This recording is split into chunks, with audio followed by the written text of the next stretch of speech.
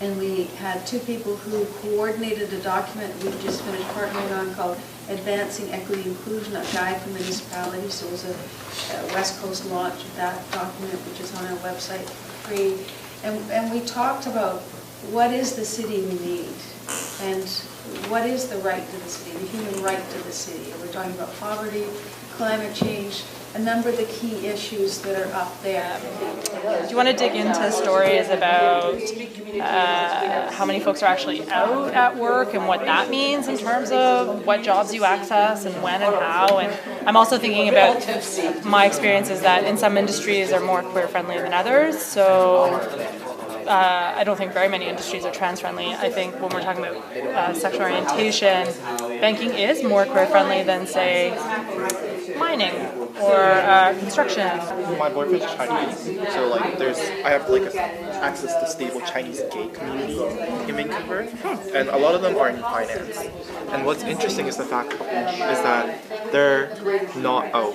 Some of them are in the closet, and but you know, they come to these like gay events, and we all have this like gay get-togethers, and like they dress very gay. So like, if there's such, I mean, yeah, subjectively, but they're challenging gender norms. Exactly. That's crazy because so I'm from Indonesia, and my first night here, I knew right away that this is gonna be home. It just felt weird. I don't know. It's unexplainable. I know. Yeah, and so basically in my head I was like, whatever I do, I need to make it work so I can actually do what I want to do in here, and everything worked out. Even though young people migrate, or young queer people and another queer community migrates into cities, oftentimes they build communities that are resilient, that are vibrant. For people who want to live together in a sustainable way, because the living together is, having a home is one thing, the other thing is creating a community that's run democratically, that's run sustainably, and using resources within that community to make it a better community. And it can happen. When two guys came into a cafe and beat up a couple of gay guys there. I've got it on my computer. I could source that actual incident. There were never any charges laid. It was never labeled as a hate crime. That's common. And there's a book called Pink Blood, which is about homophobic violence in Canada, and it's alive and well. So what do we do about setting up something in here that recommends that the justice system, the police, etc., take hate crimes, homophobic hate crimes seriously? That would really increase safety. You know, there is this paragraph here recognizes special protection that must be given to Indigenous young women. So, I mean, we could say something towards the same effect. You know, that this is a special population that is targeted.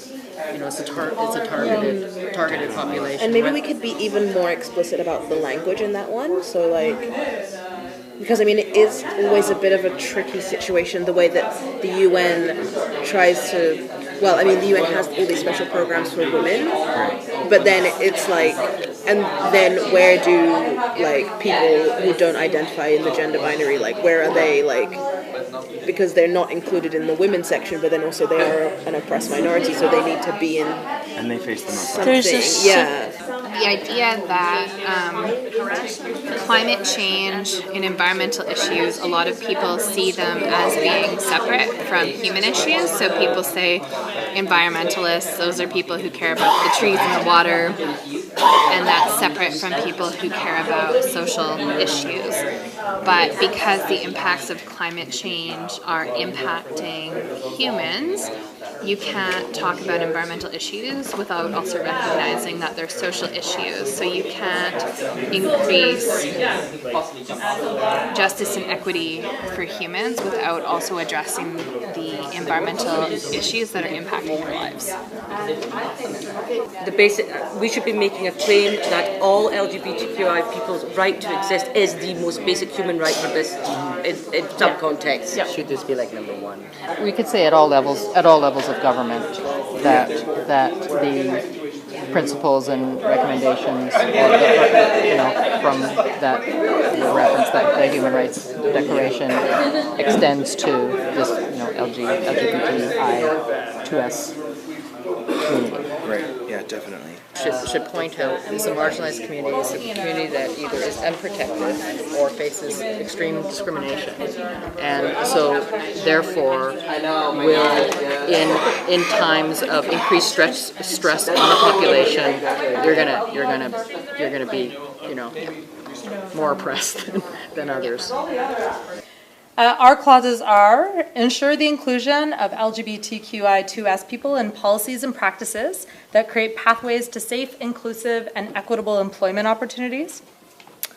Provide opportunities for LGBTQI2S people to access stable housing and education opportunities. Acknowledge that LGBTQI2S people have a right to safe relations and interactions with military and city police forces without fear of homophobic or transphobic harassments or violences. To this end, support and fund local community-led training, community oversight, and complaint panel. Said we welcome the commitments made at the COP21, including the target to keep warming below 1.5 degrees. We recognize that anthropogenic climate change disproportionately impacts those who have least contributed to climate change and who have the least ability to mitigate the human impacts. We emphasize that it is essential to build resiliency within impacted communities, which includes marginalized populations such as LGBTQ2+ peoples.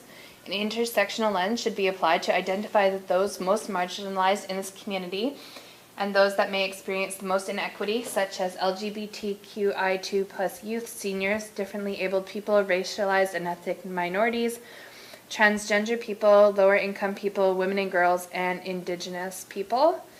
The right to feel safe in home and school, and queer and trans youth in education field, access to safer and appropriate work and school environment. Ability to organise within the civil society, e.g. NGOs, community organisations, and to have the funds to help run these organisations, with the recognition and acknowledgement of resources for further marginalised members of LGBTQI communities. That people are born in the slums, their parents were in the slums, their parents, and they just can't afford to get out of any sort of bad housing situations or anything like that, because there's also struggles getting jobs being LGBTI.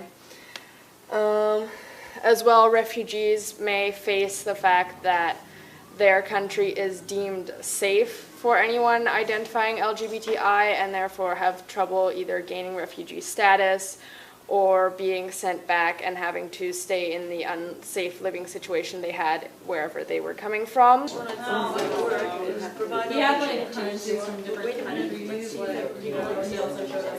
opportunities for LGBTQI and their communities to have access to information and communication technologies in order to enable them to share their culture and knowledge.